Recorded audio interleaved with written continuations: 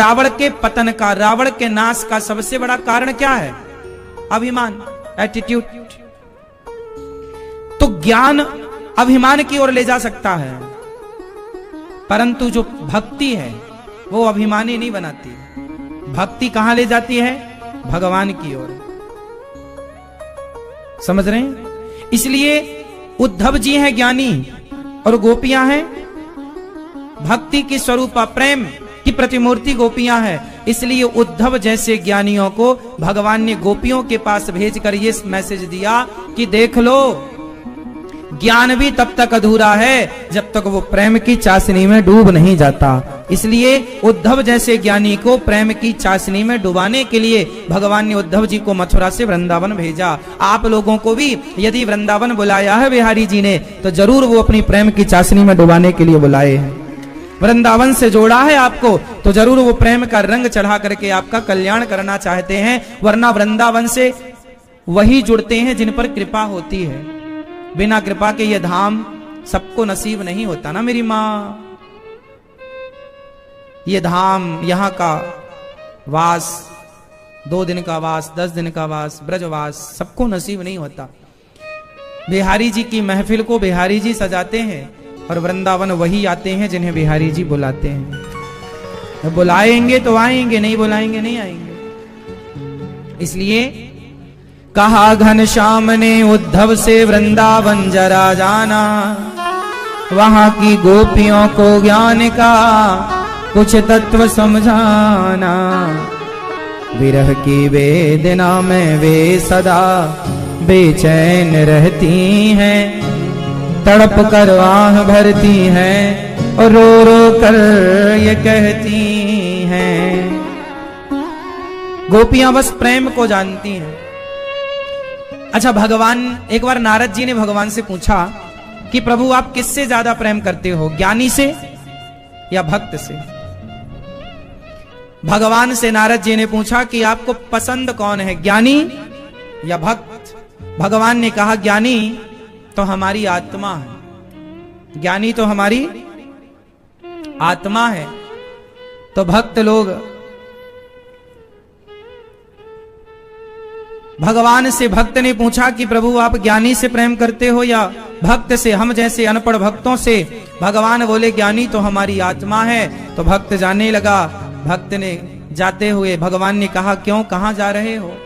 बोले आपने तो ज्ञानी को आत्मा बता दी, अब हमारा स्थान तो रहा नहीं, आत्मा से बड़ा क्या है? भगवान बोले बात पूरी तो सुन लो। क्या बात है?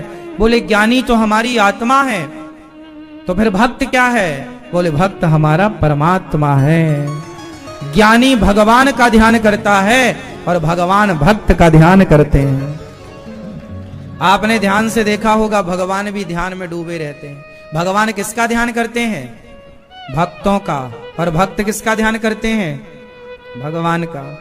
वो आपका ध्यान करते हैं और आप उनका ध्यान करते हैं। इसलिए ज्ञानी से बड़ा प्रेमी है, भक्त है। इसलिए भगवान के भक्त बनो। अच्छा, भक्त का मतलब क्या है? दिन भर माला जपें, दिन भर पूजा करते रहें, ये भक्ति की पहचान है ना? दिन भर माला जपने की जरूरत नहीं, दिन भर पूजा करने की जरूरत नहीं। भक्ति का एक सबसे सरल तरीका मैं आपको बता सकता हूं। कहो तो बताऊं? कुछ लोग आपने देखा होगा 11 माला जपते हैं, 16 माला जपते हैं, 21 माला जपते हैं, 51 माला जपते हैं। उनका एक टारगेट है, हमें 16 माला करना है या 20 माला करना है या 40 माला करना है। माला करना बुरा नहीं है, नाम जप करना बहुत श्रेष्ठ है। लेकिन आपको केवल ये लगता है कि जी माला जपना ही भक्ति है, तो आप बहुत धोखे में हैं। यदि आपने माला जपने को यदि भक्ति मान रखा है तो धोखे में है आप। यदि तीर्थों की यात्रा करना इसे भक्ति मान रखा है तो भी धोखे में है आप। केवल कथा को सुनना भक्ति मान रखा है तो भी धोखे में है आप। तो ये क्या धोखा है, क्या सच्चाई है? श्रेष्ठ भक्ति क्या है? श्रेष्ठ भक्ति जानते हैं आप लोग क्या है? आपने तो माला जपने को ही भक्ति समझी होगी। माला जपना अच्छी बात है, जप करो नाम, लेकिन टारगेट पूरा नहीं करना कि नहीं जितना ही करना बस। भक्ति क्या है, इसका बहुत सिंपल, बहुत सरल परिभाषा में आपको आज भक्ति की बताऊं। भक्ति क्या है, देखो हम माला जपते हैं 16 या 20 या 50, तीर्थ यात्रा करते हैं और व्रत भी करते हैं, सब कुछ करते हैं। हमें लगता हम तो भक्ति कर रहे हैं महाराज जी, पर हम कुछ परिवर्तन नहीं है। कारण जानते हैं क्या है? आपने माला तो जप लिया, व्रत तो कर लिए, पूजा तो कर ली, लेकिन आप एक चीज भूल गए। क्या? आपने क्या बोला कि महाराज जी ये बेटा मेरा है, ये घर मेरा है। अब माला जप रहे हो भगवान का और क्या कह रहे हो? घर मेरा है, परिवार मेरा है, ये जीवन, ये प्लॉट मेरा, ये खेत मेरा, ये पत्नी मेरी, ये शरीर महाराज जी देखो मेरा है, ये गाड़ी मेरी है। आपने माला तो जपा, लेकिन आप मेरा मेरा जपते रहे, मेरा मेरा मेरा मेरा मेरा मेरा मेरा। आप माला जपते हैं, पर माला जपने के बाद भी आपको बुद्धि में ये बैठा है कि ये सब कुछ मेरा है। इसलिए ये भक्ति नहीं हुई, ये तो औपचारिकता हो गई कि आपने डर के मारे 11 माला 20 माला जप लिया। ये भक्तों के लक्षण ये नहीं है कि मेरा मेरा करे। भक्तों का लक्षण है माला एक भी मत जपो, मंदिर बिल्कुल भी मत जाओ। यदि मन करे तो जाओ, मन करे तो माला जपो, नहीं मन करे मत जपो, नहीं मन करे मत जाओ। पर क्या कहो, मेरा मेरा त्याग कर जो कुछ है सच्चे मन से ये मान लो प्रभु सब कुछ आपका है। इसे केवल मानो, केवल जानो मत, मान लो प्रभु ये सचमुच आपका है। बिल्कुल हृदय कहने लग जाए कि जैसे आप रेलगाड़ी में बैठते हो, रिजर्वेशन है, बैठे हो अपनी सीट पर, आप कहते हो ये मेरी सीट है, लेकिन जरा दिल में हाथ रख के बताओ, वो आप कहते तो हो कि मेरी सीट है और आप उस सीट पर बैठे भी हो, पर बताओ क्या वो सीट आपकी है? बोलो। आप फ्लाइट पर हैं, एरोप्लेन पर हैं, चील गाड़ी पर हैं, आप बैठे एरोप्लेन में हैं, सीट आपकी है, आप क्या कहते? मेरी सीट से उठ जाओ, मेरी सीट है ये। आप बैठे भी हैं सीट में, कह भी रहे हैं मेरी सीट है, फिर भी बताओ क्या वो आपकी है? बोलो। उसी तरह आप क्या कहते हैं? ये घर मेरा है, परिवार मेरा है। फिर पूछ रहा हूं, बताओ क्या ये सचमुच आपका है? ये तो ट्रेन की सीट की तरह है साहब, बस स्टेशन आने की देर है, स्टेशन आते ही वो आपकी नहीं रहेगी। वो स्टेशन आते ही आपकी वो सीट तो रहेगी, पर वो आपकी नहीं रहेगी। आपका स्टेशन आने दो, ये घर तो रहेगा पर आपका नहीं रहेगा। स्टेशन तो आने दो, ये परिवार तो रहेगा पर आपका नहीं रहेगा। देर कितनी है? बस स्टेशन आने की देर है। ये मृत्यु का स्टेशन आने दो जरा। वस्तुएं जहां की तहां रहेंगी, आपकी नहीं रहेंगी। ये बात सही है या गलत है? तो जब ये बात हमें पता है कि मेरा कुछ नहीं है, तो मैं क्यों झूठा कहूं कि मेरा है? मैं माला जप रहा हूं राम राम राम राम कृष्ण कृष्ण कृष्ण और कहूं जी मेरा है मेरा है, तो माला जपने का अर्थ क्या हुआ? भरत जी ने माला जपा, राम राम राम राम। भरत जी ने राम राम जपा कि नहीं? बोलो हाँ जोर से। क्या भरत जी ने अयोध्या को अपना कहा? नाथ सकल संपदा तुम्हारी। भरत जी राम राम तो जपे, पर उन्होंने ये नहीं कहा कि अयोध्या मेरी है। उन्होंने कहा प्रभु ये तो आपकी है, मैं तो आपकी अयोध्या की केवल सेवा कर रहा हूं, जो जिम्मेदारी आपने दी है।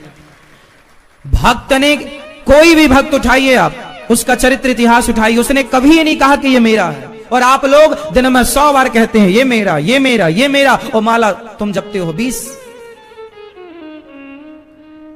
तो माला जपने से काम होता तो सबना टारगेट पूरा कर लेते। माला जपना कौन सी बड़ी बात? माला जपना है, हम माला जपने का ये नहीं कह रहे मत जपो, जपो, पर माला जपने के पहले ये भाव बनाओ। भरत जी ने ये भाव रखा कि अयोध्या मेरी किसकी है? जोर से आप भी ये भाव रखो कि ये परिवार मेरा नहीं, भगवान का है। ये व्यापार मेरा नहीं, भगवान का है। ये कारोबार मेरा नहीं, भगवान का। ये शरीर मेरा नहीं, भगवान का। अरे मैं भी भगवान का हूं। इस भाव के साथ जब आप राम राम जपेंगे तो वो राम राम जपना कल्याणकारी होगा। यूं तो राम राम जपते रहो। राम राम सब कोई कहे, दशरथ कहे न कोय, एक बार दशरथ कहे सो कोटि यज्ञ फल होए। राम राम तो सब कोई कहता है, दशरथ कहे ना कोई। ये दशरथ क्या है? 10 इंद्रियां, 5 ज्ञानेंद्री प्लस 5 कर्मेंद्री, मतलब अंतःकरण से ये भाव मान लो, 10 इंद्रियां ये मान लें कि मैं कुछ नहीं हूं, मैं भगवान का हूं, सब कुछ प्रभु का है। जब सारा आप अपने आप को भगवान के हवाले कर देंगे, है ना, तो जब आप भगवान के हवाले कर देंगे तो सब आपका भगवान का और भगवान का सब कुछ आपका। फिर भेद कहां रहेगा? मैं और आप मिलकर एक हो जाएं। मिश्री अलग होती है, पानी अलग होता है, पर वो मिश्री जब पानी में मिलती है तो क्या मिश्री दिखाई पड़ती है? बोलो, घुलकर क्या हो जाती है? पानी। नमक अलग होता है, पानी अलग होता है, पर नमक को पानी में घोल दो तो नमक घुलकर पानी में पानी हो जाता है। दो ना रहे। एक दोहा बोल रहा हूं, अर्थ करना, उसका अर्थ मुझे नहीं आता, आप लोग करके देंगे अर्थ। मैया, ओ लाल मैया, जा रही हो मेरी मां? अच्छा, टाटा कर लो मेरी मां।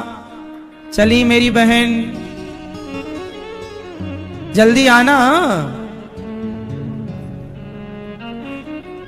सुनो,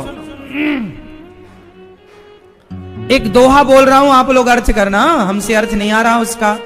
दोहा बोल रहा हूं। जब मैं था, मेरे संग बोलो, जब मैं था तब हरि नहीं, अब हरि है मैं नाय।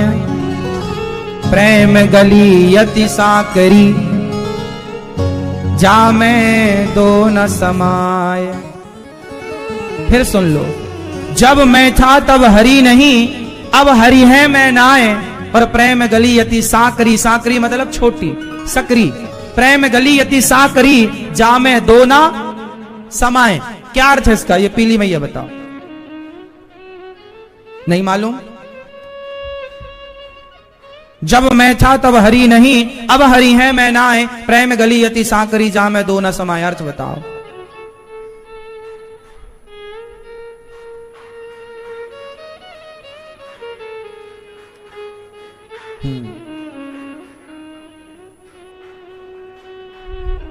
ठीक है, सुंदर। आप बताओ। आप नहीं? नहीं। हाँ भैया बताओ।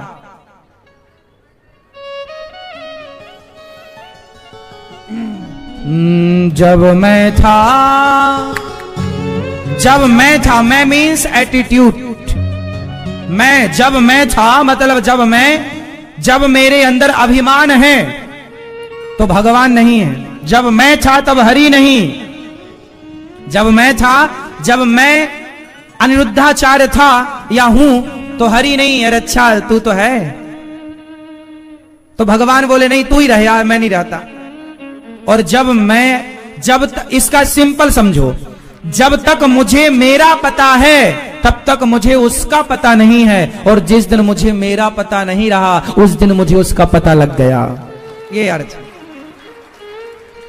मतलब अभी आपको पता है कि आप कौन हैं, लेकिन भगवान की भक्ति में इतना डूबना पड़ता है कि जब आपको आपका पता ही ना रहे, आपसे पूछा जाए कि आप कौन हैं, तो आप अपने को भूल चुके हो कि मैं कौन। मतलब प्रेम में इतना पागलपन, इतना डूब जाए, हमें हमारा ही पता नहीं।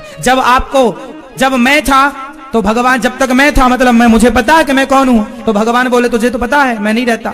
जब मैं था तो हरि नहीं, भगवान नहीं। और जब हरि है, जब भगवान आएंगे मेरे हृदय में तो मुझे मेरा पता नहीं रहेगा, मैं नहीं रहूंगा। जब हरि तो मैं ना आए। और प्रेम गली अति साकरी, ये प्रेम की गली इतनी सकरी है कि इसमें या तो अनिरुद्धाचार रहेगा या तो भगवान रहेंगे, दोनों नहीं रह सकते। या तो अनिरुद्धाचार्य को अपने आप को, जैसे मिश्री पानी में घुलकर क्या हो गई, पानी हो गई, ऐसे भगवान में मिलकर आप भी भगवान हो जाए, एक हो जाए, भेद ना रहे, एक हो जाए। जैसे पति और पत्नी मिलकर एक हो गए, उसी तरह भक्त और भगवान मिलकर एक हो जाएं, भेद ना रह जाए। पति पत्नी में कोई भेद है? ये तेरा ये मेरा, ये ते पत्नी बोले जी ये आपका ये मेरा, ऐसा कोई भेद है? ये बेटा तुम्हारा ये बेटा। मैया सबसे बड़ा योग कौन सा है? सबसे बड़ा योग कौन सा है? योग के आगे लगा दीजिए, सबसे बड़ा योग कौन सा है? बोले योग से भी बड़ा है वियोग। क्या है? क्या है? वियोग। जैसे एक पत्नी को पति का वियोग, जैसे एक पिता को पुत्री का बेटी का वियोग, विदाई हो गई वियोग हो गया, वियोग है। जैसे गोपियों को कृष्ण का क्या हुआ, जैसे अयोध्या वासियों को राम जी का क्या हुआ, ऐसे ही भक्त को भगवान का वियोग है। और इस वियोग में गोपियां बोली हमारा योग तो कृष्ण वियोग ही सबसे बड़ा योग है। अब इससे बड़ा योग क्या होगा? योग में आपने देखा होगा आखिरी में लोग हंसाते हैं, हंसो हा हा हा हा, स्वस्थ रहोगे। यदि हंसने से शरीर स्वस्थ रहता है तो रोने से भक्ति स्वस्थ रहती है। इसलिए कन्हैया को एक रोज रो कर पुकारा, कृपा पात्र किस दिन बनूंगा तुम्हारा। कन्हैया को एक रोज रो कर पुकारा, कृपा पात्र किस दिन बनूंगा तुम्हारा। मेरे साथ होता है प्रतिक्षण तमाशा, है आंखों में आंसू और हृदय में निराशा। नहीं हंसते हैं नहीं रोते हैं, नहीं जागते हैं नहीं सोते हैं। यह दर्द जुदाई की रातें, या मैं जानूं या वो जाने।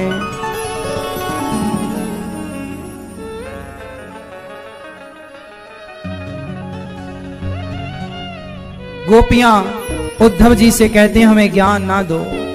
कृष्ण के प्रेम में गोपियां बोली अब हमें जीना नहीं, मर जाने दो। अब जीकर क्या करें, तेरे बिना भी क्या जीना। ओ मोहन रे तेरे बिना भी क्या जीना। फूलों में कलियों में सपनों की गलियों में, तेरे बिना कुछ कहीं ना। तेरे बिना भी क्या जीना। ओ कान्हा रे तेरे बिना भी क्या जीना। एक सखी बोली अब तो मर जाएंगी, क्यों? अब किसके लिए जिए? जीना था तो केवल कृष्ण के लिए। अब किसके लिए जिए ये तो बताओ। देखो गोपियां भगवान से प्रेम करती हैं, और प्रेम तो आप लोग भी करते हैं। किससे? आप लोग भी करते हैं प्रेम, कोई अपनी पत्नी से, कोई पति से, कोई बेटा से, कोई परिवार से, कोई किसी से। प्रेम तो सभी लोग करते हैं, वो करना भी चाहिए। पर प्रेम संसार से थोड़ा करो।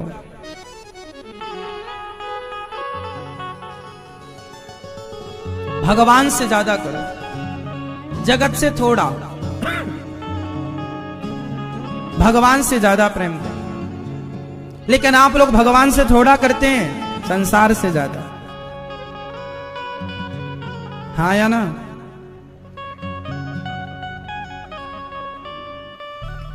भगवान से प्रेम बढ़ाओ मेरी मां, जगत से थोड़ा प्रेम कम।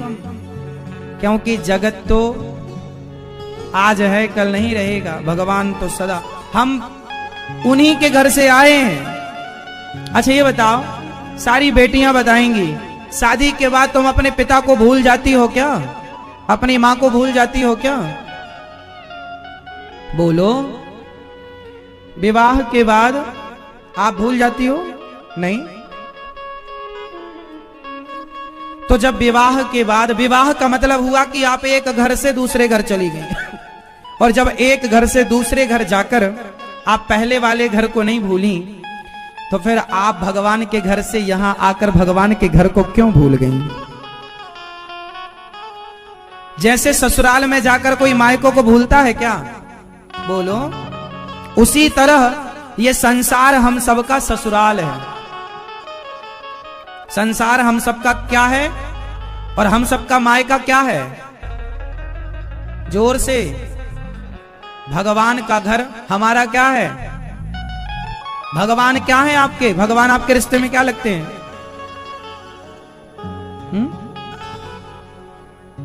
भगवान आपके क्या लगते हैं? मैया बताओ, चश्मा वाली तीनों मैया। त्वमेव माता। तो भगवान आपके कौन है? माँ। माँ से मायका होता है। तो भगवान के घर से हम लोग आए हैं और वापस भगवान के घर को जाएंगे। ये ससुराल कुछ दिनों का है साहब, वरना तो लौट के वहीं जाना है जहां से आए थे। समस्या तो ये है, यहाँ वाले माँ बाप को आप नहीं भूलते तो भगवान को आप क्यों भूल जाते हैं? इसलिए उन्हें याद रखो। गोपियां बोली अब जिए तो किसके लिए जिए, अब हम मर जाएंगी। आप लोग प्रेम करते हैं संसार से, लेकिन संसार का प्रेम काम ना करेगा। संसार का प्रेम स्वार्थी है। अच्छा ये बताओ, आपसे जितने लोग प्यार करते हैं, चाहे वो आपकी माँ हो, आपका बेटा हो, आपके पिता हो, आपकी पत्नी हो, आपका पति हो, आपका पुत्र हो, सब, हर रिश्ते की बात पूछ रहा हूं मैं आपसे, एक उत्तर देना। बताओ, सारे रिश्तों में स्वार्थ होता है या नहीं? एक रिश्ता बताओ जिसमें स्वार्थ ना होता हो। कोई भी रिश्ता आप बोल सकते हैं। ऐसा कौन सा रिश्ता है जिस रिश्ते में स्वार्थ ना हो? उत्तर दे दो मेरी मां।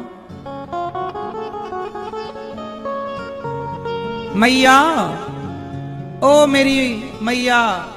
ओ भैया सो रहे हैं क्या चश्मा वाले? नहीं सुन रहे हैं? एक ऐसा रिश्ता बताइए साहब जिस रिश्ते में स्वार्थ ना हो। बस नाम बोल दीजिए उस रिश्ते का। कौन सा रिश्ता है जिस रिश्ते में स्वार्थ ना हो? हाँ, कौन सा? हाँ, संसार के हर रिश्ते में एक रिश्ता ऐसा बताओ, सांसारिक बातें बताओ जिसमें स्वार्थ ना हो। आप बताओ, ये भैया बताएंगे कौन सा रिश्ता है? हाँ हाँ, माँ सच्ची बताना, माओ को स्वार्थ नहीं होता बच्चों से? तुम भी तो माँ हो, बताओ। अच्छा सच्ची बताना, दिल में हाथ रख के, क्या माओ को बच्चों से स्वार्थ नहीं होता? बोलो। एक माँ के दो बेटे हैं, जो बेटा ज्यादा कमाएगा माँ उसकी तरफ ज्यादा होगी। बैठा रहे कुछ ना करे तो माँ बोलेगी निखट्टा बैठा रहता है, कुछ करता धरता है नहीं। दो बातें माँ ही सुनाने लग जाएगी उस निकम्मे बेटे को। ये सब कहने की बातें हैं कि माँ स्वार्थी नहीं होती, बाप स्वार्थी नहीं होता, बहन स्वार्थी नहीं होती, पत्नी स्वार्थ, सब कोई स्वार्थ लाग करे सब प्रीति, सुर नर मुनि जन की यह रीति। संसार का एक रिश्ता आप बता नहीं सकते जिसमें स्वार्थ ना हो। हर रिश्ता स्वार्थी है। इसलिए ये स्वार्थ के बाजार में क्यों माथा पच्ची करना? एक भगवान से आपका जो प्रेम है, भगवान ने आपको पीने को पानी दिया, खाने को अन्न दिया, श्वासें दी, बताओ क्या स्वार्थ है उनका? बोलो। तो संसार का हर रिश्ता स्वार्थी है, पर भगवान से हमारा जो संबंध है वो निस्वार्थ है। इसलिए भगवान से प्रेम कीजिए। आप लोग संसार से, एक लड़का एक लड़की से प्यार करती है, वो प्यार नहीं है, वो स्वार्थ है। आजकल जो आई लव यू खेलते हैं ना बच्चे, क्या खेलते हैं बच्चे आजकल? आई लव यू खेलते हैं। ये क्या है? ये प्यार है कि स्वार्थ है? जोर से। लेकिन इस स्वार्थ को नाम क्या दिया? प्यार। हम प्रेम करते हैं, प्रेम नहीं है, स्वार्थ है। प्रेम में कुछ लेना नहीं होता, प्रेम में तो सिर्फ देना होता है। जहां कुछ लेने का मन हो वहां स्वार्थ है, जहां कुछ देने का मन हो वो प्रेम है। इसलिए गोपियां चाहती तो मथुरा जाकर के दर्शन कर आती, वृंदावन में ही तो थी, पर गोपियां बोली कि यदि हमारे कृष्ण हमारे बिना खुश हैं तो हम उनसे मिलकर उनकी खुशी में व्यवधान उत्पन्न करना नहीं चाहती। इसलिए गोपियों ने कृष्ण की खुशी में ही अपनी खुशी मानी। यही प्रेम है। प्रेम कुछ चाहता नहीं है। पत्नी आपको अपने हिसाब से चला रही है, पति आपको अपने हिसाब से चला रहा है, बच्चे आपको अपने हिसाब से चलाना चाहते हैं। जो अपने हिसाब से चलाना चाहे वो प्रेम नहीं है, वो स्वार्थ है। प्रेम हिसाब से चलाने का नाम नहीं है, प्रेम तो हिसाब से चलने का नाम है। हम प्रभु की इच्छा में भगवान हमें 56 भोग दें, ये भगवान की इच्छा। भगवान हमें नमक रोटी दें, ये भगवान की इच्छा। और इस हर इच्छा में हम खुश रहें, यही भक्ति का अर्थ है। भगवान से शिकायत ना की जाए कि भगवान तुमने ये नहीं दिया, वो नहीं दिया। जहां शिकायत है वहां प्रेम कहां है? प्रेम में शिकायत हो ही नहीं सकती। अपोजिट है। जहां दीपक होगा, जहां सूर्य होगा, वहां अंधकार हो नहीं सकता, और जहां अंधकार है वहां सूर्य नहीं हो सकता। आप कहो जी दोनों हमने देखे एक साथ, तो आप गलत कह रहे हैं। आप बोले कि हमने अंधकार भी देखा और सामने सूर्य भी था। सूर्य भी था और अंधकार भी था, एक साथ नहीं देख सकते आप। जहां अंधकार देखेंगे वहां सूर्य नहीं होगा, और जहां सूर्य देखेंगे वहां। आप कहें जी कि हमारे अंदर कुछ अपने हिसाब से चलाने, भगवान हे भगवान बहू के बेटा ही हो, हे भगवान हमने इतनी पूजा की हमें ये दो, ये क्या है? ये भगवान को अपने हिसाब से चलाना है। ये प्रेम नहीं है, ये स्वार्थ है। जहां भगवान को अपने हिसाब से चलाया जा रहा है, प्रेम तो है। प्रेम तो ये कहता है जाहि विधि रखे राम ताहि विधि रहिए, और सीताराम सीताराम सीताराम कहे। ये जिंदगी की डोर सौंप हाथ दीनानाथ के, महलों में राखें चाहे झोपड़ी में वास दे। धन्यवाद निर्विवाद राम राम जपिए, जाहि विधि रखे राम ताहि विधि रहिए। सीताराम सीताराम, ये निस्वार्थ। जैसे रखे राम जी रहना चाहिए, और हर हाल में सीताराम सीताराम। तुम हमारे हिसाब से चलो। ये क्या है? जोर से मैया, ओ मोबाइल वाली मैया, ये क्या है मेरी मां? हाँ, भगवान के हिसाब से चलो। महलों में रखें चाहे झोपड़ी में वास दें, जहां जहां ले चलोगे वहीं मैं चलूंगा। ये क्या है? ये प्रेम है। जहां आप चाहो, मर्जी आपकी। तो आजकल जो लड़के लड़की करते हैं प्रेम, वो क्या है? स्वार्थ है, वो प्रेम नहीं है। इसलिए लड़कियों को ये झूठे आई लव यू के चक्कर में नहीं पड़ना चाहिए। कोई लड़का आपसे प्यार व्यार नहीं करता, वो तो आपका शोषण करना चाहता है। शारीरिक आपका शोषण करके, आपका शोषण पूरा होने के बाद, वो अपनी भूख मिटाने के बाद आपको छोड़ के चला जाएगा। आप रहिया ना परेशान, रोती रहना कि हमसे प्यार किया, देखो। फिर आप गीत गाती फिरोगी, दिल मेरा तोड़ दिया उसने, बुरा क्यों मानूं। उसने दिल जोड़ा ही इसलिए था आपसे कि थोड़ा वो आपका शोषण कर ले। शोषण कर लिया, शारीरिक प्यास बुझा ली, अब आपको छोड़ दिया। कोई प्यार व्यार तो था ही नहीं ना मेरी माँ। इस संसार में कोई आपसे प्यार क्यों करेगा? उत्तर दो। बिना स्वार्थ के कोई आपसे क्यों प्यार करेगा? बताओ बताओ, उत्तर दो। अरे साहब, जमाना तो ऐसा है कि कोई आपको राम राम भी कर रहा है ना आज के जमाने में, तो बिना स्वार्थ के लोग राम राम भी नहीं करते आजकल। आपके पास फोन भी लोग तभी लगाते हैं जब कोई काम पड़ता है।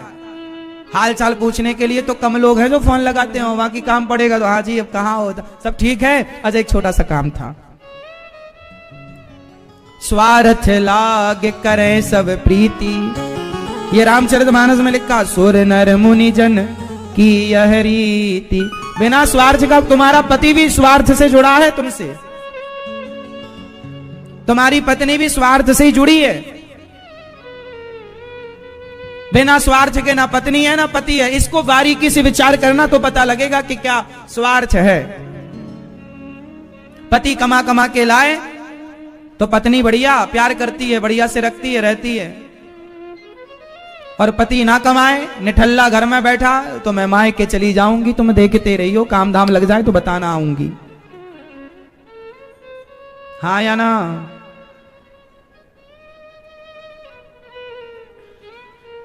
पति भी शादी के बाद कुछ पति क्या बोलते हैं, अरे तुम सांवली हो, तुम अच्छी दिखती नहीं हो। कितने शादियों के बाद ये रिश्ते टूट गए इस चक्कर में कि तुम दिखने में थोड़ा अच्छी नहीं हो। रिश्ते टूट गए कि नहीं? कितने केस आपको मिल जाएंगे इस बात पर कि लड़का लड़की का रिश्ता टूट गया, तलाक हो गया इस बात पर कि लड़की अच्छी दिखती नहीं है। मतलब व्यक्ति तुमसे जुड़ा क्यों था? तुम्हारी सुंदरता। कोई स्वार्थ ना हो तो भाई साहब क्या हो बताओ? प्रत्येक प्राणी स्वार्थी है। कुत्ता भी तुम्हारे घर में पूंछे हिलाता तभी आता है जब तो रोटी के 2 टुकड़ों की उम्मीद हो। यदि नहीं मिले रोटी तो वो भी तुम्हारे घर में पूंछ नहीं हिलाएगा। बोलो हाँ, दूसरे घर देखेगा। तो कुत्ता भी यदि तुम्हारे घर पूंछ हिला रहा है तो समझ लो कि उसका भी तुमसे कोई ना कोई स्वार्थ है। इसलिए मेरी बहनों, कोई तुम्हें आई लव यू कह रहा है तो जरूर उस आई लव यू कहने वाले का तुमसे कोई स्वार्थ होगा। चक्कर में ना पड़ जाना, वो शोषण करके तुम्हें च्युइंगम की तरह चबाकर थूक कर चला जाएगा, तुम पड़ी रह जाओगी। इसलिए ये संसार बड़ा स्वार्थी है। आप मानो ना मानो, घर पे विचार करना मेरी बातों का। हाँ मैया सही है। हाँ, इसलिए प्यार व्यार संसार से नहीं। लड़कियों को शादी करनी चाहिए, जहां माँ बाप कहें शादी ब्याह कर लो, प्रेम से रहो, खुश रहो, और झूठे प्यार व्यार के चक्कर में ना पड़ा करो। आज कितने लड़का लड़की बर्बाद हो गए प्यार व्यार के चक्कर में। आप लोगों का तो नहीं है किसी से प्यार? क्यों? शादी हो गई आपकी? नहीं हुई? प्यार व्यार तो नहीं करते किसी से? बाल तो ऐसे ही कटवा रखे हैं। ये खड़े बाल बता रहे हैं कि कुछ चक्कर वक्कर है। क्यों नहीं है ना? अच्छा, किसी चक्कर में ना रहना। किसी को आई लव यू तो नहीं बोला आपने? अरे आपसे थोड़ी बोला, आपके बगल में। हाँ, ये झूठे आई लव यू के चक्कर में ना पड़ जाना। पढ़ो लिखो, योग्य बनो, और मेरे नौजवान दोस्तों, मेरी बहनों, अपने आप को काबिल बनाओ, योग्य बनाओ। जिस उम्र में समस्या तो यह है कि जो उम्र योग्य बनने की है, कुछ कर दिखाने की है, वही उम्र प्यार करने की भी है। या एक ही काम हो सकता है, या तो आपका प्यार चलेगा, या तो आप कुछ अपना नाम इज्जत समाज में कमा सकते हैं, पद प्रतिष्ठा बना सकते हैं। वही उम्र होती है कुछ कर दिखाने की, और वही उम्र होती है प्यार करने की, इश्क करने की। इसलिए चक्कर में ना पड़ो, पढ़ो लिखो, शादी कर लो, फिर अपनी पत्नी से खूब इश्क करना, खूब प्यार करना। कौन रोकने वाला है? माना कि रिश्तों में स्वार्थ है, पर पति पत्नी के रिश्ते बढ़िया हैं। इस रिश्ते में रहना अच्छी बात है। भगवान राम भी इस रिश्ते में रहे, भगवान शंकर जी भी। जीवन में अपने समय का सदुपयोग करना चाहिए। ये बात भागवत जी में भी लिखी है कि एक एक क्षण का सदुपयोग करना चाहिए। अच्छा, समय का सबसे बड़ा सदुपयोग क्या है? मैया बैठ जा, मेरी मां, सब लोग बैठो। समय का सबसे बड़ा सदुपयोग क्या है? हमारे भैया श्री संतोष जी कथा सुन रहे हैं, अपने परिवार को कथा सुना रहे हैं। साल भर काम करते हैं, पैसा कमाते हैं, बिजनेस व्यापार करते हैं, पर उस साल भर में से 7 दिन निकालकर भगवान की सेवा में, भगवान के चरणों में अपने आप को समर्पित कर देते हैं। यही है गृहस्थ जीवन। इन्होंने अपनी 21 पीढ़ी तार ली। जाने अनजाने में इनके पिता, दादा, परदादा यदि किसी कारण यदि उनका मोक्ष नहीं हुआ होगा तो भागवत के पुण्य से उनका मोक्ष हो जाएगा। यदि उनका हो चुका है तो आने वाले बच्चों का जो भविष्य है वो इस पुण्य, देखो पाप का फल मिलता है उसी तरह पुण्य का फल भी मिलता है। ना तो किया गया पाप व्यर्थ जाएगा, ना तो किया गया पुण्य व्यर्थ। पाप और पुण्य दोनों पत्थर की लकीर होती है, किया भोगना ही पड़ेगा। पाप भी भोगना पड़ता है और पुण्य भी भोगना पड़ता है। इसलिए हर पाप से बचना है और हर पुण्य को करना है, हर अच्छे कार्य करना है, हर बुरे कार्य से बचना। हमारे भैया श्री राजेश अग्रवाल जी जो मेरठ से आए हैं, आप श्री ने वृद्ध माओं के लिए बेड दिए हैं। बेड की पूरी सेवा आपने ली है। आश्रम में जितने बेड वृद्ध माओं के लिए वो आपकी तरफ से, बहुत सारी सेवाओं से आप आश्रम की सेवाओं से जुड़े हैं और बहुत लगन से, बहुत अच्छे से आप, भगवान ने आपको योग्य बनाया है। और भगवान इतना योग्य बनाए, इतनी कृपा देखो भागवत जी इन्होंने कराई और खूब पानी बरसा। सबने कहा कि पानी बरस रहा है, हमें लगा नहीं ये पानी नहीं, ये तो कृपा बरस रही थी भगवान जी की। और उसका परिणाम भी हुआ कि कथा के बाद से भगवान की कृपा से कारोबार बढ़ा है, भगवान की कृपा से सब कुछ बढ़ते क्रम में रहा है। भागवत का पुण्य मिलकर रहेगा रहेगा रहेगा, जाएगा कहीं नहीं। जो आपने पुण्य किया, महाभारत में एक छोटी सी कथा है। महाभारत में कथा है कि धर्मराज युधिष्ठिर ने यज्ञ किया। भगवान श्री कृष्ण ने उस यज्ञ में सबकी सेवा की और खाए हुए की पत्तल उठाने की सेवा भगवान श्री कृष्ण ने ली थी कि उसमें जो भी भक्त ब्राह्मण खाएंगे उनके पत्तल उठाने की सेवा भगवान, चरण धुलने की सेवा भगवान ने ली। अर्जुन ने कहा प्रभु हमें कैसे पता लगेगा कि हमारा यज्ञ सफल हो गया? भगवान ने घंटा बांध दिया। बोले जब ये घंटा अपने आप बंध जाए, बजने लग जाए तो समझ लेना कि आपका यज्ञ पूरा हो गया। अब पूरा यज्ञ हो गया, हजारों लाखों लोग खा गए, सबको दान दक्षिणा हो गई, पर घंटा नहीं बजा। युधिष्ठिर जी ने पूछा कन्हैया ये घंटा तो बजा नहीं। भगवान बोले कि अभी यज्ञ पूरा हुआ नहीं, जाओ कोई भूखा है पकड़ के लाओ। चारों तरफ खोज कराई, कौन भूखा रह गया? तो एक जंगल में एक संत जी भूखे थे। बोले जब ये खाएंगे तब यज्ञ पूरा। देखिए एक व्यक्ति भी भूखा रह जाएगा तो यज्ञ पूरा नहीं होगा। इसलिए गौरी गोपाल आश्रम में ऐसी व्यवस्था है एक व्यक्ति भी भूखा ना रह जाए, सबके लिए। अभी रसोई में जगह कम पड़ रही है, भक्तों को थोड़ा लाइन लगानी पड़ती है।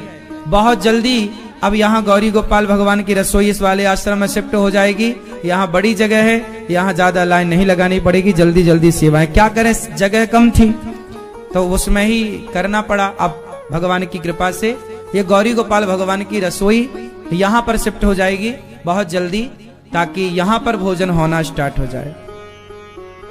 हम तो आप सबकी सेवा में लगे ही हैं।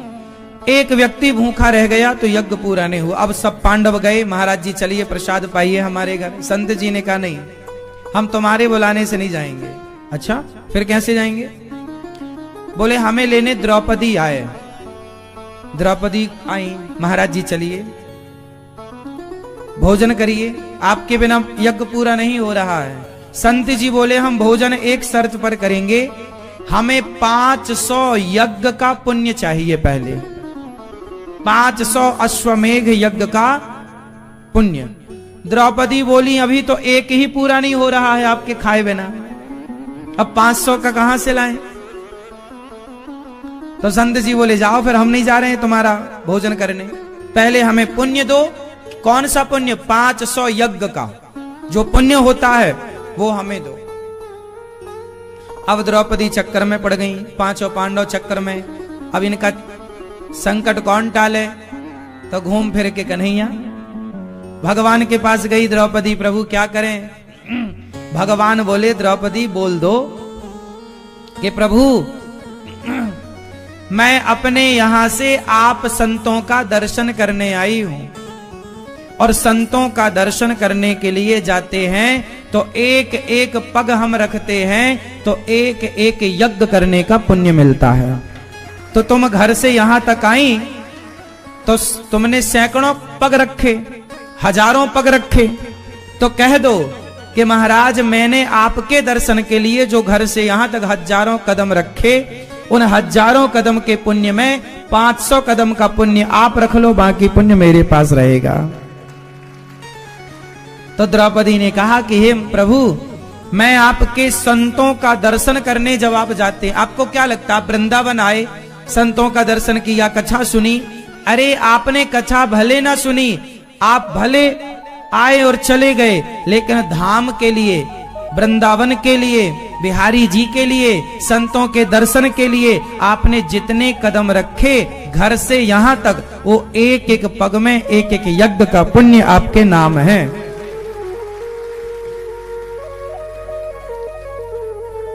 द्रौपदी ने कहा 500 कदम का पुण्य आप रख लो, बाकी छोड़ दो। संत जी ने गदगद होकर कहा, देवी हम तुम्हारे इस पुण्य से प्रसन्न हैं कि तुमने संतों को इतना श्रेष्ठ माना, संतों का सम्मान किया।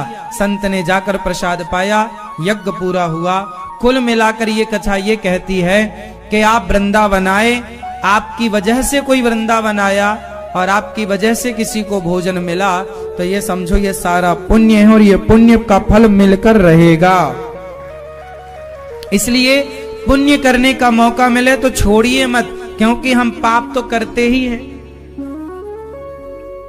पाप तो होते ही हैं, पाप करना नहीं पड़ता, वो हो जाते हैं, पुण्य करने पड़ते हैं। तो आप सभी पुण्यात्मा हैं कि धाम में बैठे भगवान की कथा सुन रहे हैं।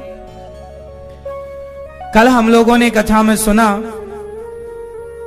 कि भगवान श्री कृष्ण द्वारिका, मथुरा, गोकुल से वृंदावन से जब मथुरा गए तो गोपियों से कहकर गए थे 2 दिन बाद आऊंगा।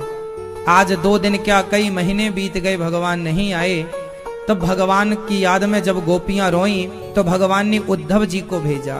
क्या होती प्रतीक्षा है,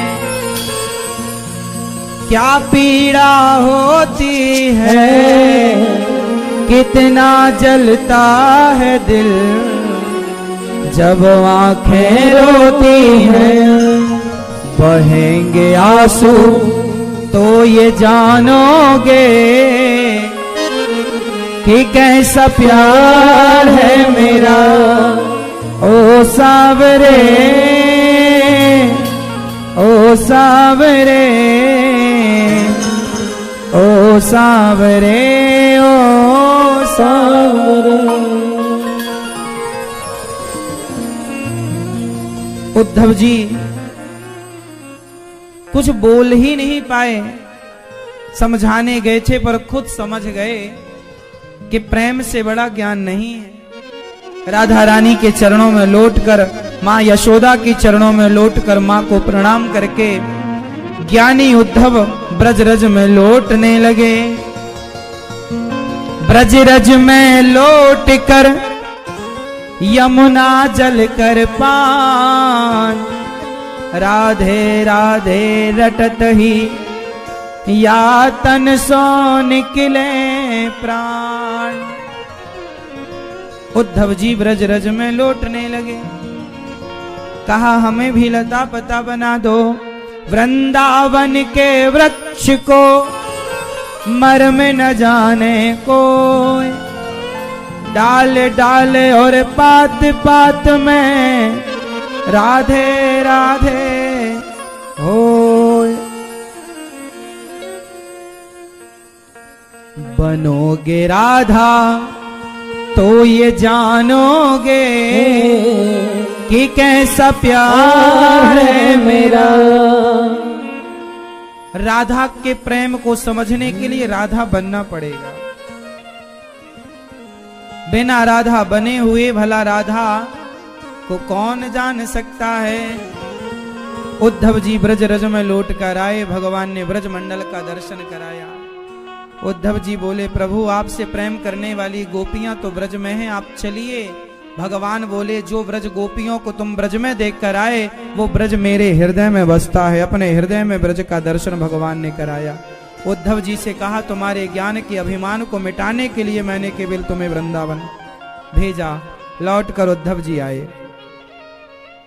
भगवान का पहला विवाह माता रुक्मणी जी से हुआ। ये उद्धव जी की लीला जितनी गाएं सब कम है। भगवान का विवाह माता रुक्मणी जी से हुआ। दूसरा विवाह भगवान का जाम्बवंत की बेटी जाम्बवती से हुआ। तीसरा विवाह भगवान का सत्यभामा जी से हुआ। चौथा यमुना जी से। पांचवा मित्रविंदा से। छठवा सत्या से। सातवां भद्रा। आठवां लक्ष्मणा से। भौमासुर नाम का एक दैत्य था जिसने बहुत सारी कन्याओं को बंदी बना रखा था। उन कन्याओं को भगवान ने भौमासुर को मारकर कन्याओं को मुक्त किया। कहा देवियों अपने अपने घर जाओ। उन कन्याओं को मुक्त करके भगवान ने कहा जाओ। तो कन्याओं ने कहा कहां जाएं आपके सिवा। वो कन्याएं कितनी थी? 16,100। उन कन्याओं ने कहा प्रभु आप हमसे विवाह कर लो। और उन कन्याओं के आग्रह पर भगवान ने उन सबसे विवाह किया और टोटल विवाह हो गए भगवान के 16,108। भगवान ने इतने सारे विवाह क्यों किए? मैया ओ मेरी मां जा रही हो?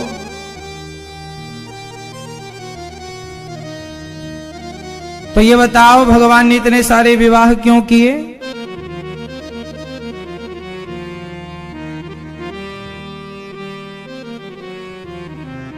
भगवान ने इतने सारे विवाह क्यों किए?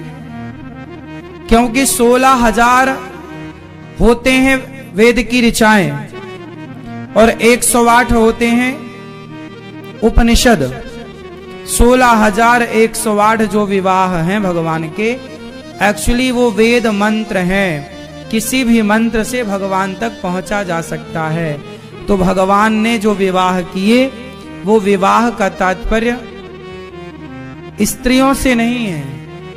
भगवान तो योगी हैं। यत्र योगेश्वरः कृष्णो यत्र पार्थो धनुर्धरा।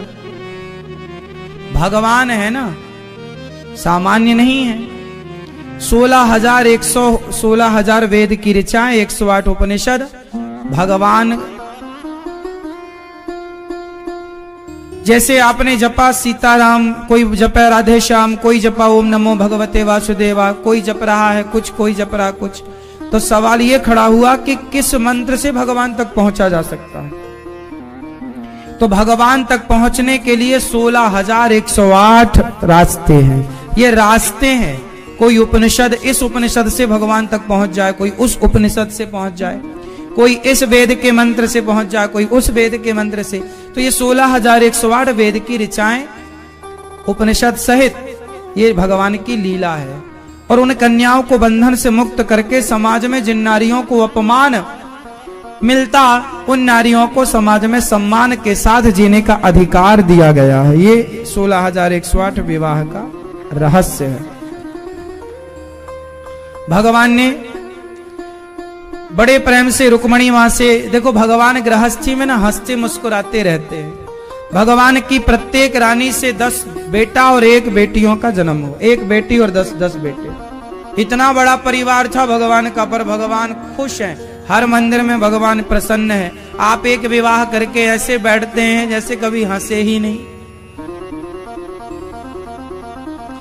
है ना। मैया सो रही हो मेरी मां। अच्छा ये बताओ, आप हंसते हो? ऐसे ही हंसते हो कि अच्छे वाला हंसते हो? शादी जब से हुई उसके बाद अच्छे से हंसे नहीं है ना? हंसे। भगवान ने इतने विवाह किए फिर भी मुस्कुरा रहे हैं। भगवान के मंदिर में भगवान का मैसेज क्या है? आपके घर के गोपाल जी स्माइल रखते हैं कि नहीं, मुस्कुराते हैं कि नहीं? क्या मैसेज है आपके लिए? गौरी गोपाल भगवान मुस्कुरा रहे हैं। भगवान कृष्ण के मंदिर में जाइए, राम जी के मंदिर में जाइए, सब मुस्कुराते हुए ही आपको मिलेंगे। क्यों? क्या मैसेज है मुस्कुराहट का? क्या मैसेज है? भगवान कहना चाहते हैं स्थितियां परिस्थितियां कैसी भी हो, पर हर समय मुस्कुराना चाहिए। जिंदगी में जिंदगी का राज पाना चाहिए। जिंदगी को जिंदगी में मुस्कुराना चाहिए। मुस्कुराइए। मुस्कुरा के जैसे गम का जहर पीना आ गया, ये हकीकत है उसको इस जहां में जीना। हरे परमात्मने प्रणत क्लेश नाशाय गोविंदाय नमो नमः। भगवान ने शिशुपाल का उद्धार किया, शाल्व दंतवक्र का उद्धार हुआ। भगवान के एक परम भक्त थे सुदामा। सुदामा जी की पत्नी का नाम क्या था? सुशीला। सुदामा जी अपनी गृहस्थी में मस्त रहते। गरीबी तो देखो आएगी जाएगी, पर भगवान का चिंतन ना छूटे, इसका पूरा पूरा ख्याल रखना चाहिए। गरीबी अपनी जगह ठीक है, पर सुदामा ने उस गरीबी में कृष्ण को नहीं भुलाया, सदा भगवान का चिंतन करते रहे। कृष्णस्यासीत् सखा कश्चित् ब्राह्मणो ब्रह्मवित्तमः विरक्त इंद्रियार्थेषु प्रशांतात्मा जितेन्द्रियः। कुचैलं मलिनं क्षामं ध्वजं धमनि संततम। फटे पुराने कपड़े पहनकर ही सुदामा जी अपना कार्य करते पर करते। सुदामा जी को जीवन में कोई शौक नहीं थे विशेष, केवल नाम जप करना, भगवान से प्रेम करना, और जो है भगवान का। उनके जीवन में गरीबी थी तो उन्होंने ये मान लिया कि ये गरीबी भी भगवान का दिया प्रसाद है, ये भी ईश्वर का दिया है।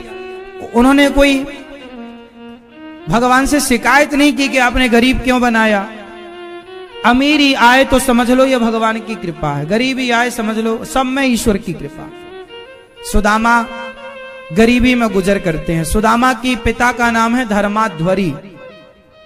बचपन में माँ बाप की मृत्यु हो गई, भिक्षा मांग कर गुजारा करते हैं। समाज रोटी दे तो खाते हैं, नहीं दे तो भूखे रह जाते हैं, पर शिकायत नहीं करते। एक दिन पत्नी ने कहा कि आप अपने मित्र से मिलने क्यों नहीं चले जाते? कैसे जाऊं खाली हाथ। वर्षों इसलिए गुजर गए कि सुदामा के पास कुछ था नहीं कि खाली हाथ कैसे जाए। पत्नी ने 4 मुट्ठी चिवड़ा मांग कर ले आई। चिवड़ा मतलब पोहा, व्यवहार में चावल कहते हैं, भागवत जी में चिवड़ा लिखा हुआ। 4 मुट्ठी चावल लेकर आए, 4 मुट्ठी चिवड़ा लेकर सुदामा जी चले। कन्हैया को कुछ दूंगा। देखिए सुदामा गरीब थे, पर वो सुदामा भी ना कुछ लेने नहीं गए द्वारिकाधीश से, अपनी हैसियत के अनुसार 4 मुट्ठी चिवड़ा देने गए। और हम लोग इतना कुछ पाकर भी भगवान को देने कुछ नहीं जाते, भगवान से केवल लेने जाते। आपने लिया ही लिया है, दिया क्या है? आप अपना ही हिसाब कर लेना अपने घर में कि आपने आज तक भगवान से क्या लिया है और क्या दिया है। लेने की ज्यादा है या देने की ज्यादा है? लिया ज्यादा है हम लोगों ने, और देते हैं तो अभिमान करते हैं जी हमने दिया। देनहार को और है, भेजत है दिन रैन। झूठे घमंड हम करें, याते नीचे नैन। एक राजा दान करते थे और दान देते समय आंखों को नीचे रखते थे। तो पूछ लिया किसी भक्त ने कि आप देते हो तो आंखें नीचे क्यों करते हो? तो उन्होंने बोला देनहार को और है, देनहार को और है, भेजत है दिन रैन। झूठी बड़ाई हम करें, याते नीचे नैन। हम तो झूठी ही तारीफ किए जा रहे हैं कि हम कर रहे हैं, हम कर रहे हैं, देने वाला तो कोई और है। अच्छा बताओ हम किसी को क्या दे सकते हैं? क्या है हमारे पास? बाप दुखी हो जाता है, महाराज जी हमारी बेटी का विवाह है, कैसे होगा, पैसे तो है नहीं। तुम रोया ना करो, दुखी ना रहा करो। जिस परमात्मा ने बेटी भेजी है वही बेटे की विवाह की व्यवस्था भी भेजेगा। कहीं ना कहीं से समय आने दो, विश्वास रखना वो तुम्हारा पूरा कार्य कराएगा किसी ना किसी। ये बात सही है कि नहीं? बेटी, बाप टेंशन जरूर लेता है पर बेटी अपना भाग्य लेके पैदा होती है, वो अपनी व्यवस्था हो जाती है कहीं ना कहीं से विवाह इत्यादि की। इसलिए देनहार को और है, तुम क्यों टेंशन ले रहे हो? तुम तो सेवा करो।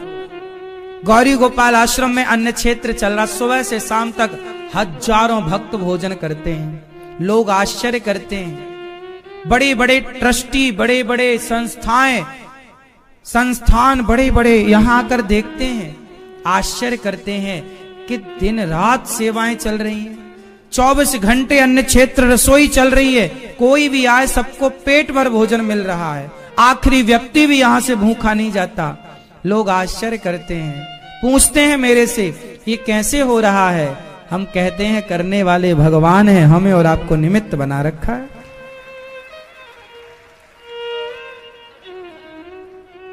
आप बताइए, आपके घर में 25-50 लोग आ जाएं और कहें भोजन करना है, तो इकट्ठे 50 लोग आ जाएं तो व्यवस्था बिगड़ जाती है कि नहीं?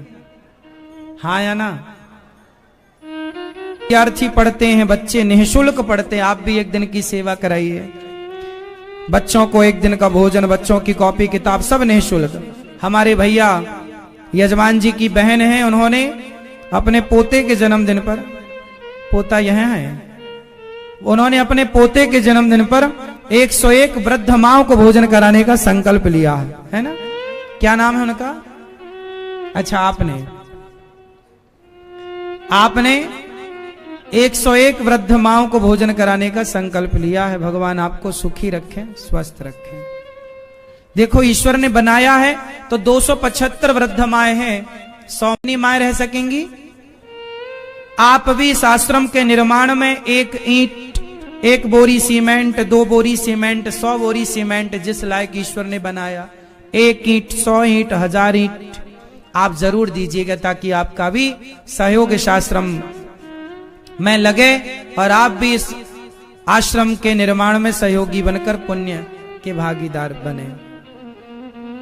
एक राजा कुआं बनवा रहा था, कुआं, तो एक गरीब आदमी एक ईंट लेकर आया, बोले महाराज मेरी ईंट, 1 ईंट लगा दो।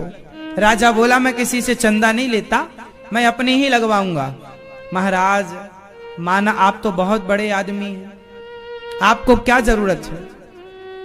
महाराज हम जैसे गरीब कभी कुआं तो नहीं खुदवा सकते, हम जैसे गरीब कभी कुआं तो नहीं बनवा सकते, पर 1 ईंट हमारी लग जाएगी तो इस कुएं का जो पानी पिएगा, उसके पानी पीने का, उस 1 ईंट का फल हमें मिलता रहेगा कि हमने भी जरा सहयोग किया।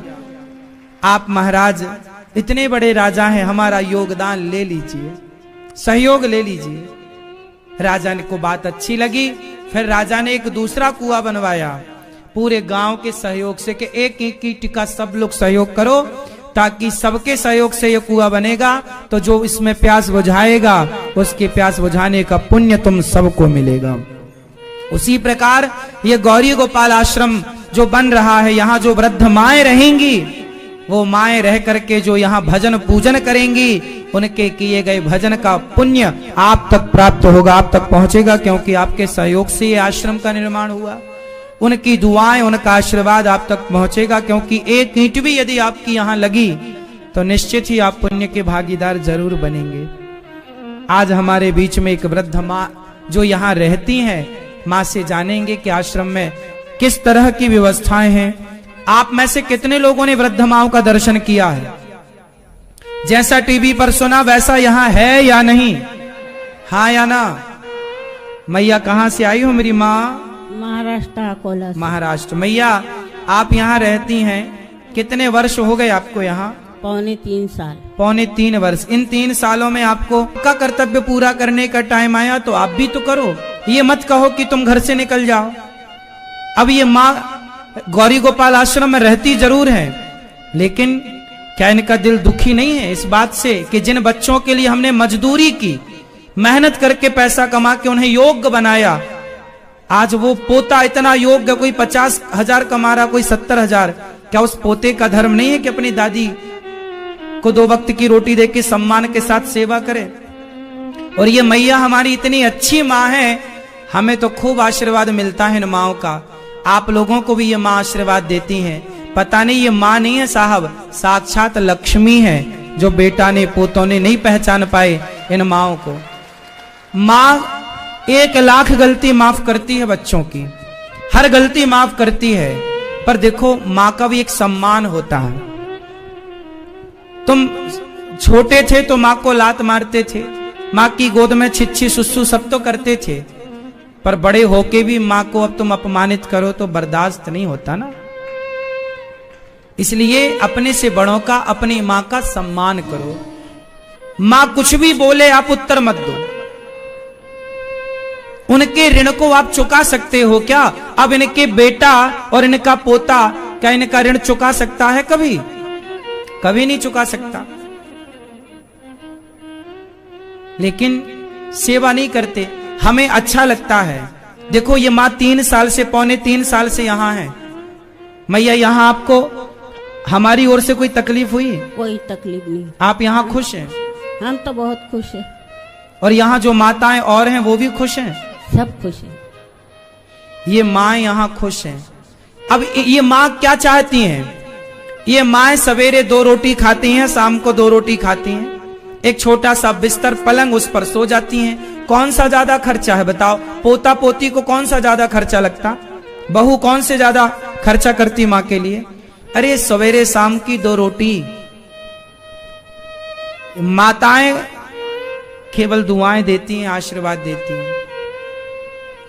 हमें तो बड़ा सौभाग्य मिला, भगवान ने इस लायक बनाया कि हमें न माँ, किसी की 1 माँ होती है, किसी की 2 माँ होती हैं, हमारी तो 275 माताएं हैं और अभी 1000 माएं, और प्रत्येक भारत के गांव गांव में कोई ना कोई मेरी माँ मुझे आशीर्वाद देती। आप जितनी माँ यहाँ बैठी हो ना,